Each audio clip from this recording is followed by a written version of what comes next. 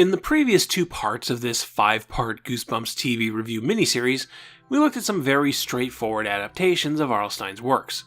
Their qualities may have varied wildly, but both more or less stuck with what Stine put on the page, with only the expected minor changes to compensate for the time and budget limitations of television. But what happens when the creatives behind the TV show decide to go way off the path and create their own original sequel to a Goosebumps book? Well, that's what we'll explore today with Monster Blood and more Monster Blood. Whoa! It went into orbit!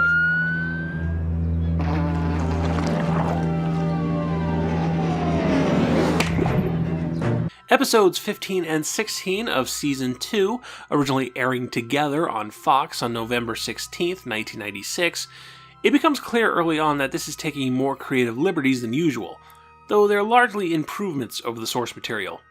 For one, Evan's great-aunt Catherine was kind of a non-entity in the book. She just didn't have much of a presence besides people who are hard of hearing are funny. In the TV version, Catherine, who is not hard of hearing here, is a much more dynamic, eccentric character, playing conductor to her records and just being weird.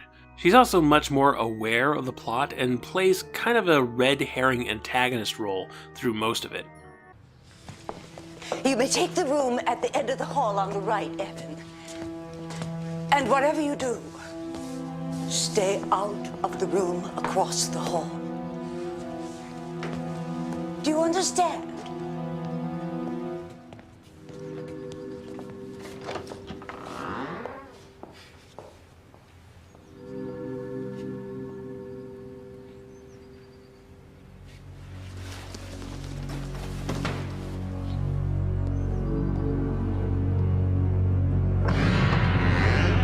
The Monster Blood itself is an actual magical artifact this time, instead of the book's normal slime toy bought from a toy store that a witch cursed afterwards.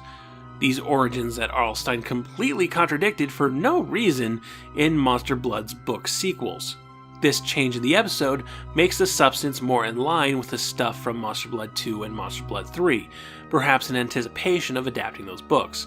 And it also keeps the episode streamlined by reducing the number of locations they need to shoot in. This episode never leaves this one house. Oh hey, look at this handheld shot. He ate it! I can't believe it! You think it'll hurt him? I don't know. Trigger! Trigger! They didn't need to do that, but they did, and I think that's neat.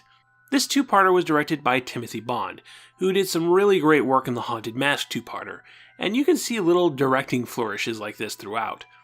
The screenwriter this time was Rick Drew, who had written a handful of single episodes like It Came From Beneath the Sink and Let's Get Invisible, and outside of Goosebumps had written a bunch of episodes of MacGyver, which will become more obvious when we get to part 2. The big drawback in bringing Monster Blood to the small screen is that it's one of the more special effects heavy concepts. And boy oh boy, does the Goosebumps TV show not have the budget for special effects. Trigger!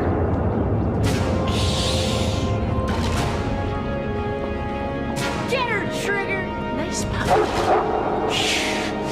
I suppose there's a charm to this, seeing as how the episode is clearly into The Blob as inspiration, which is to say that it looks as good as a horror film from the 50s. So yeah, it's about what you would expect from a half-hour Monster Blood adaptation for television. A middling episode as far as Goosebumps is concerned. But I know you're not here for Monster Blood. No, no, no. You're here for more Monster Blood. The completely 100% original continuation. So Monster Blood ends with the evil, sexy cat witch Sarabeth getting consumed by the Monster Blood, which in turn destroys the Monster Blood. Cut to Evan telling his story to a little boy on an airplane. Can you imagine if a little piece had stuck to your shoe or something? That would be a disaster. No, it wouldn't be good.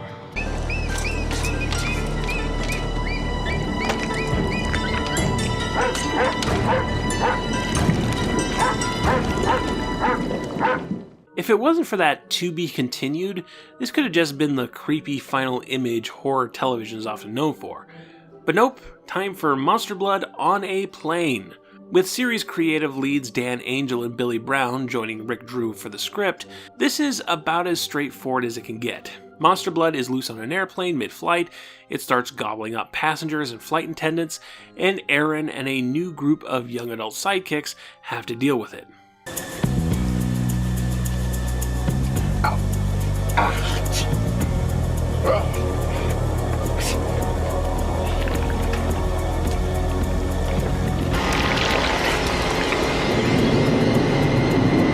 It's ambitious, I'll give it that. Something that I wish I knew the backstory of.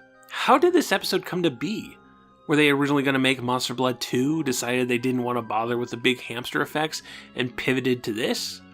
Was this a passion project for someone on the creative team that miraculously got greenlit?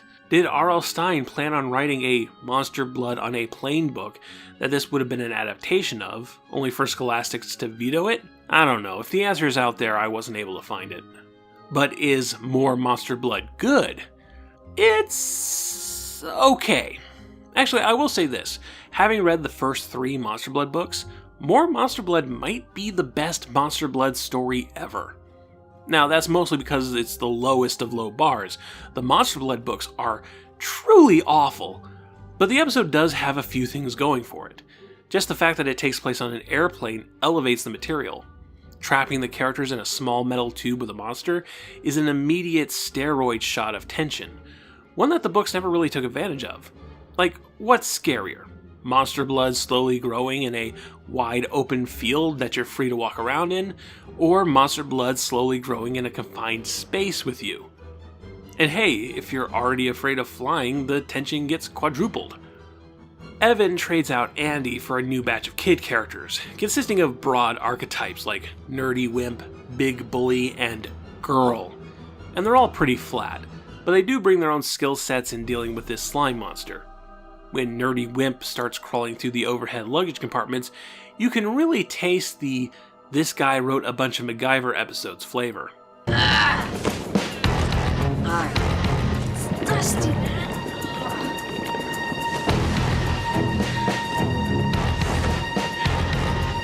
And hey, the bully character redeems himself through heroic sacrifice. You don't get moments like that in Goosebumps very often. Oh, don't worry, he's fine. Yeah, in this episode, the Monster Blood is more of a proactive, carnivorous beast. It eats nearly 24 people. And considering it doesn't get to the size of 24 people, you'd be forgiven in thinking it's gone full blob and is killing and digesting these poor folk. But no, I guess the Monster Blood puts them into a slime pocket dimension or something, and once it's defeated, the people return totally fine and unharmed. Oh, and how do they defeat the Monster Blood?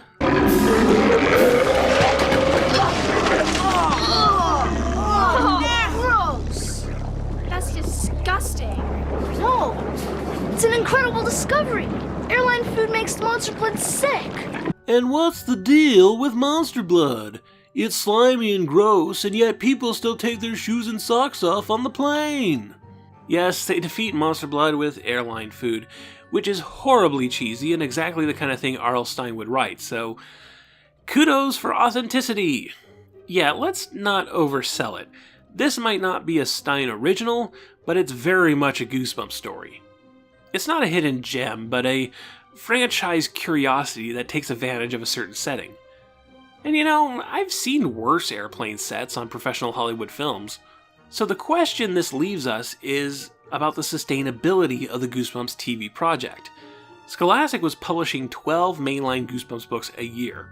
The Goosebumps TV show had seasons between 19 to 25 episodes long per year. Budgetary logistics made it impossible to film every book. You saw how strained they were at doing Monster Blood.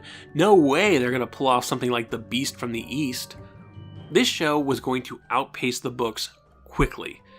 And as they did, they were going to have to pull from alternative sources, like the Goosebumps short story collections, or they were going to have to start making up their own stuff. We'll continue to explore these experiments in original stories soon, but next time we're going back to basics with a look at Goosebumps TV's version of the very first book in the series.